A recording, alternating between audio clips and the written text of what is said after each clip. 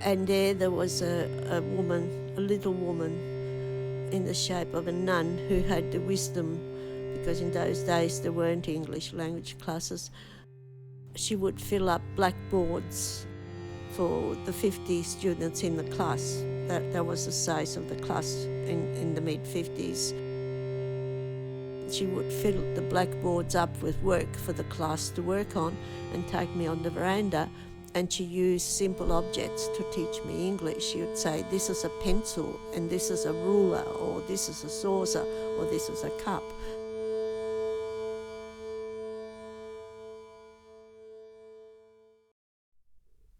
Welcome to Season 5 of the Prima Donna podcast, Sonic Portraits of Australian Artists.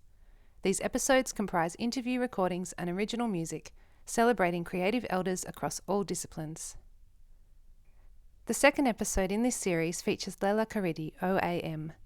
Lella is a writer-researcher of community history, curator of contemporary art, documentary producer, installation artist, adult educator, and community cultural development practitioner. She is committed to the advancement of literatures and the arts as a vehicle for intergenerational social inclusion between mainstream Australian society and immigrants and refugees.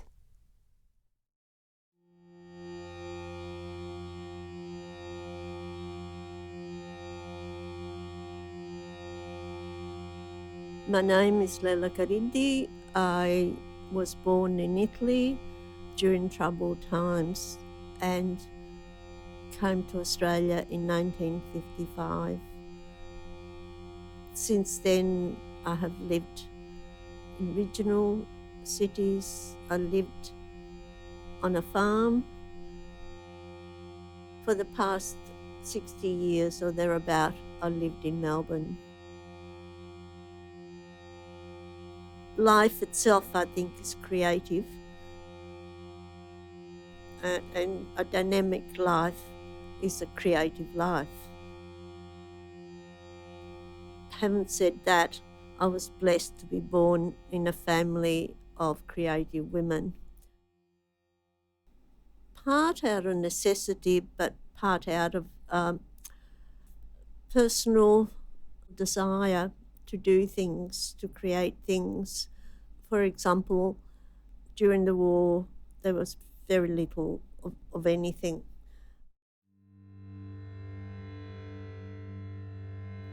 And it was through my grandmothers, through my aunties, through my mothers' creative thinking that we didn't go hungry, because we didn't cook to a recipe. Whatever there, you put things together as the season, came around, or whatever was available in season. In terms of clothing, we made all our clothes, but not just sewing. There'd be a whole bundle of raw wool from a sheep, just been shorn, and we'd go through the entire process, which would include, drenching the wool to clean it, cutting, spinning it, and then turned into garment. And my mother and my aunties, whenever they stepped out, looked as if they'd just been to the most fashionable shop you could imagine, because those garments were created with love, and for beauty, for comfort, but also for beauty.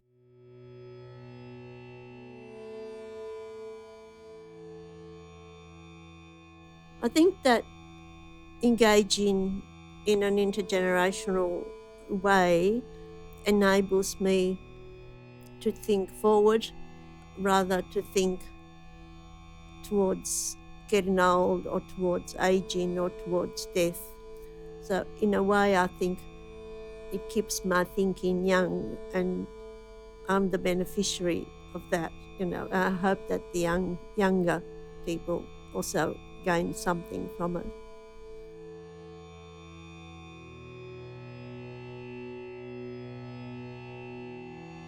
Apart from embroidery, knitting and sewing, those things which I did out of necessity, and really didn't appreciate what I was leaving behind.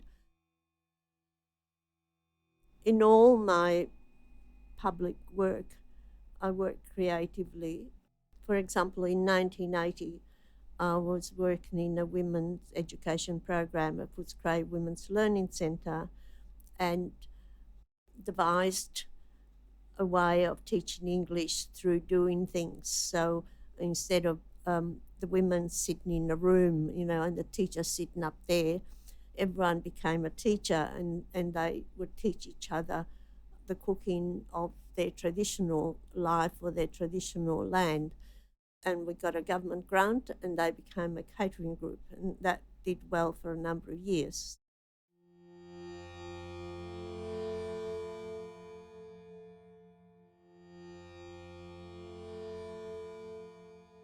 And then from Footscray Women's Learning Centre, I went to Collingwood College of TAFE, where I established an immigrant women's learning centre, which was the first in Australia at the time, and again looked at ways of teaching English in an engaged and creative way, and got a grant from the Australia Council, and women from 6 different heritage created images which were evocative of their culture and their heritage. And those panels now reside with Museum Victoria. From there, I went to Mercy Hospital for Women, and they wanted me to set up a department for interpreting service, which I did. But at the same time, I was saying, well, this is not going anywhere. Nothing will change if we don't also educate the health professionals, the doctors, the nurses, the midwives. And that became a very broad community engagement. We got a grant from the federal government, and we undertook research, and we published that research. And it was in 2004 that I actually left paid employment. My mother had died, and for some reason which I still can't explain, because it wasn't as if my mother and I never had difference of opinions. We were both strong women, and so we did have difference of opinion. But when my mother died, it left a huge vacuum in my life, and I didn't know what to do or how to deal with it. So in speaking with a friend of mine who also an immigrant, she came from Amsterdam, we put our money, I put what I inherited from my mother, we put our money, and we developed a festival for literatures in translation, and we brought people together at the VCA and held in Federation Hall, this international poetry festival called In Other Words, and we had poets from China, from Japan, from all over Australia that shared the platform and contributed over 3 days. Unfortunately, the Australian media didn't appreciate, and lack of interest by the media in multicultural affairs has never waned, really, if truth be known.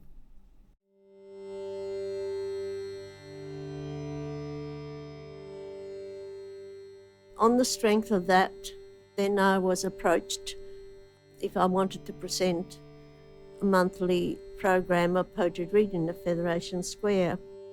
And like a hole in the head, I said yes. Now, all this was all unpaid, as I say, for the festival. We put in our own money. And between 2006 and 2013, I curated this monthly program of poetry reading at Federation Square and brought poets together from all over Melbourne, all over Australia. So the World Poetry Festival was auspiced by Multicultural Arts Victoria. So Multicultural Arts Victoria got to know about my work, our work. And on the strength of that, then in 2014, they invited me to explore the possibility of stories for the Peer Festival. So it was an experiment. They didn't know, I didn't know whether anyone was interested in participating.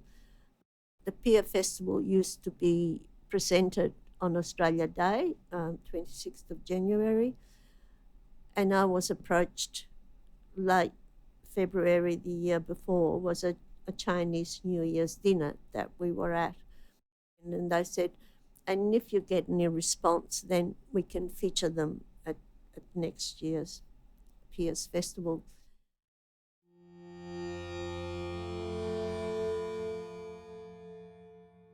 Using the process again, I use a process of community development, which is start from the bottom up.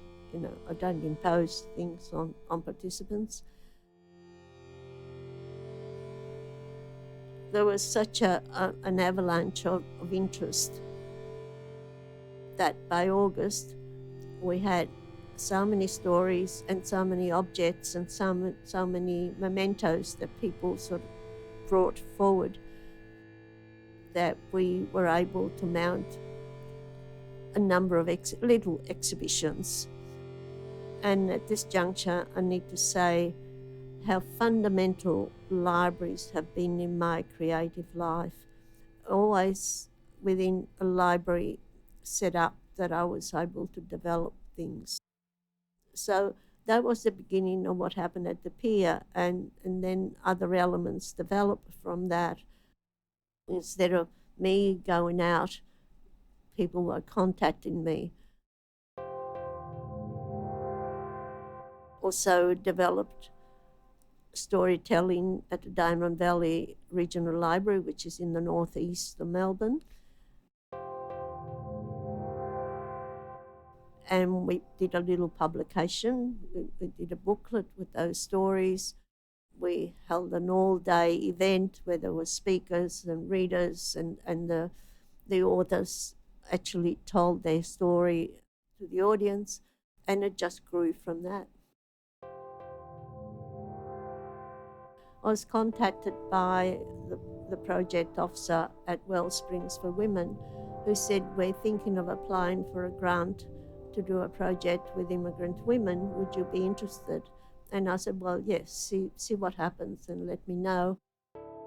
And later in the year, last year, they contacted me and I said, we got the grant, are you still interested? And I said, yes. By then, COVID interfered, so we're running behind.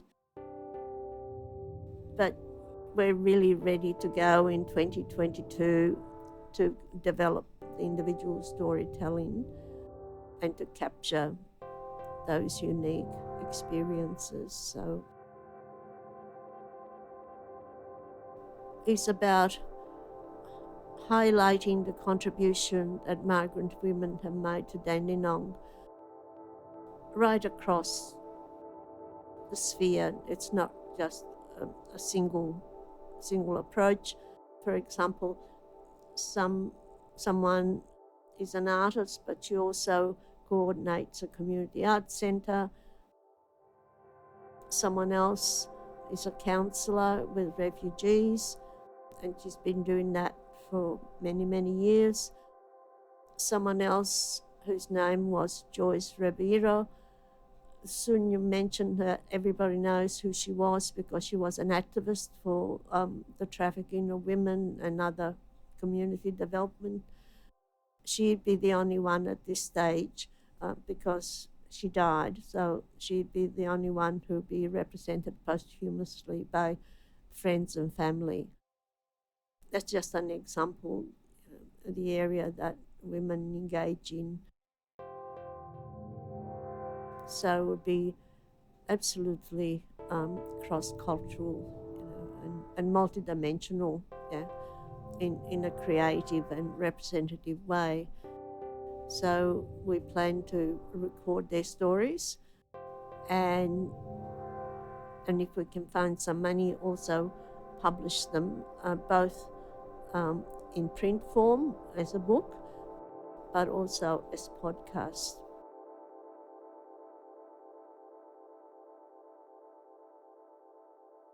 My first public job, again, was unpaid. I responded to a call that was in the local paper, which was in the local Footscray paper. They were looking for honorary probation officers to work at the children's court. So I saw that and I thought, this is appealing, this is interesting. So I applied and they interviewed me and I was successful. And from that, then I got a job as a youth worker at COASIT, the Italian welfare agency.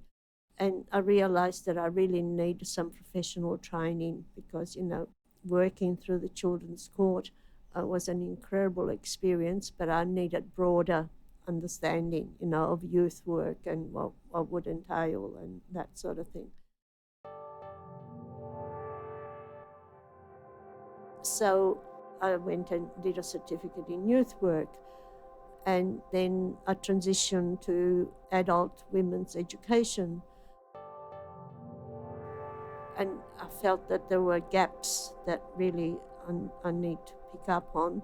So I was fortunate to be able to do a graduate diploma in community development. That took me through quite a number of years.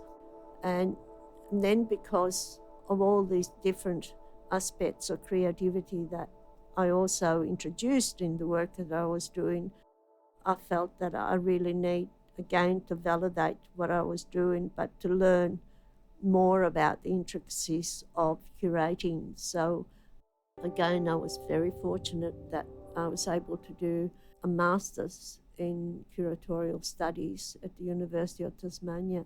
So it started off, I suppose in a way you could say, feeding my own ego, but eventually I was able to validate those experiences, through skills and studies and so forth.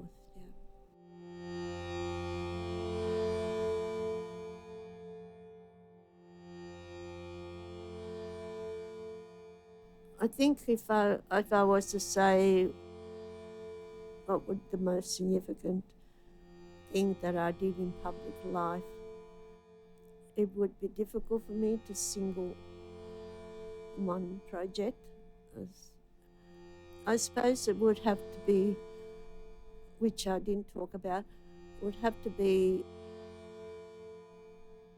a project called Reciprocal, which brought together contemporary Italian artists from Italy to collaborate with contemporary Australian artists of Italian heritage. And that was a rich collaborative project. I worked with luminaries like Domenico da Clario, Wilma da Bacco, a number of, well-known Australian artists. I suppose in terms of my own culture and heritage, that would have been most significant. But what I have not managed as yet to do, and there's a lot of pressure on me to do something, is document anything about my own family or my own social history. So I'm not sure where that will take me, but needs doing.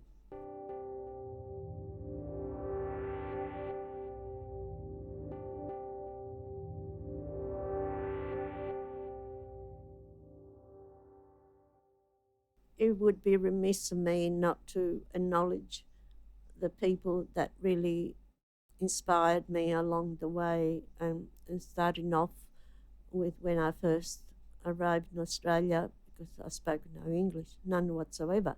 And my family thought it would be good to go to school for a little while just to pick up some English so I could work in a factory. And I was sent to the local school where they put me in a class of girls who were 4 years younger than me.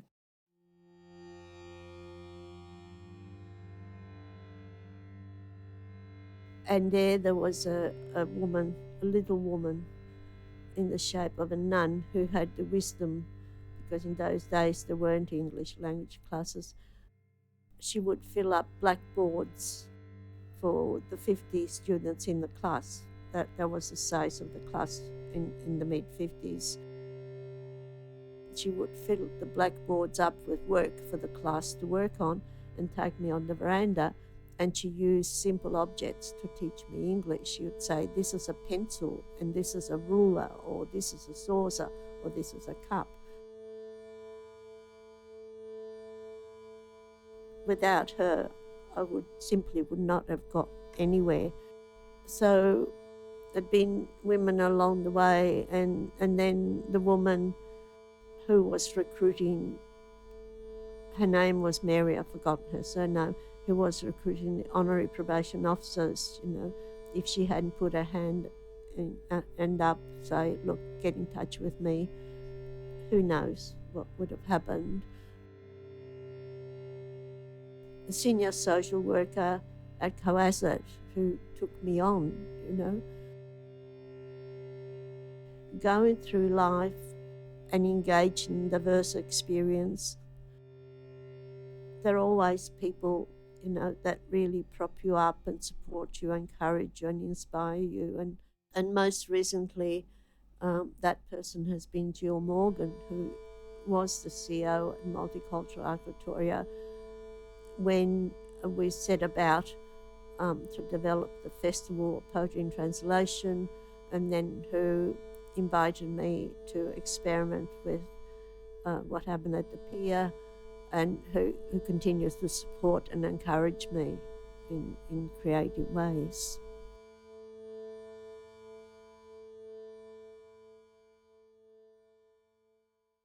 You've been listening to the Prima Donna podcast, Sonic Portraits of Australian Artists. For more information about the project and to hear more episodes like this one, visit primadonnapodcast.com. This podcast was produced on the lands of the Wurundjeri people of the Kulin Nation, and I pay respects to elders past and present.